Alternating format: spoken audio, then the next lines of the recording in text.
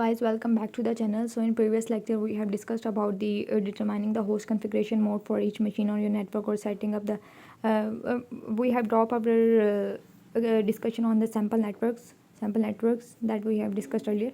So our today's main concern is about the TCP/IP configuration files. What are the TCP/IP configuration files and the network database? So first of all, we have slash etc slash hostname underscore interface file. Second one, we have slash etc slash node name file. Third one, we have the default domain file, and fourth one, we have the default router file, which is the optional.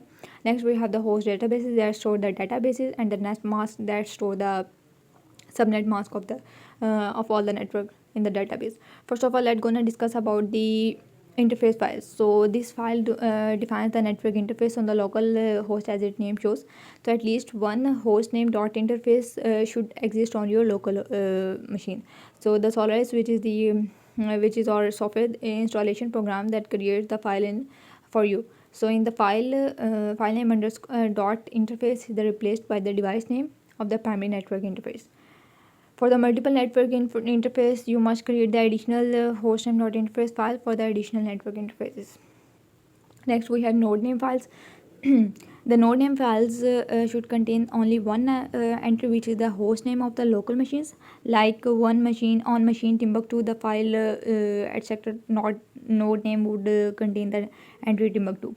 Default domain, as its name shows that it store the domain name of the file, default domain of the file of the network, sorry. So this file contain only one entry, the fully qualified domain name of the administrator domains to which the local host network belongs.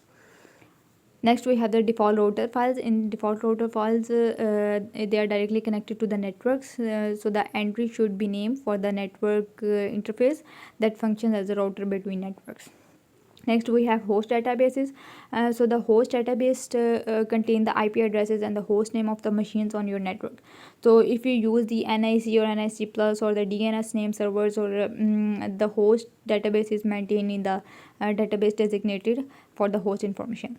For example, like on the network running NIC plus, the host database is maintained in the host table. Next, we have the host file format. Host file format has the index like IP address, then host name, then nicknames, or the hash comments. So first of all, IP addresses that contain IP address for the each interface that the local host must know about. Next, we have the host name that contain the host name assigned to the machine at the setup, plus the host name that assigned to the additional network interfaces that the local host must know about. Nickname, it is an optional field, so if we have any nickname for the host, we can put it in nickname. So next, we have the hash comment. It's also the optional field when you have to include the comment. Next, we have the host file. When you run the Solaris installation program on the machine, it set up the initial slash etc slash init slash host files. These files contain the minimum entries that the local host requires. So its loopback address, its IP address, and the host name. For example, Solaris installation program might create the following, it create the files for the machine agar. So these are the local hosts. Then we have the local host if we have the nickname, as we discussed the syntax earlier. Next, we have, if we have to include the comments for that. Okay, next we have the loop back addresses, host names, and the multiple network interfaces. So how name services affect the host databases.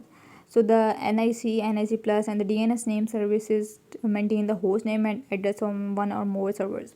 So these servers maintain host database containing information for the every host and the routers on the server network.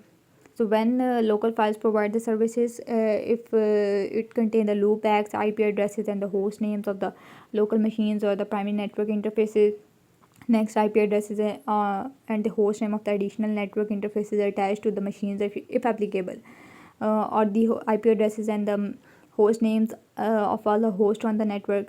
IP addresses and the host names of any router of the machine must know about, if applicable, and IP addresses of any machine your machine wants to refer by its host name. So in today's lecture, we have discussed about the TCP/IP configuration file, and that's it for today's lecture. Thank you.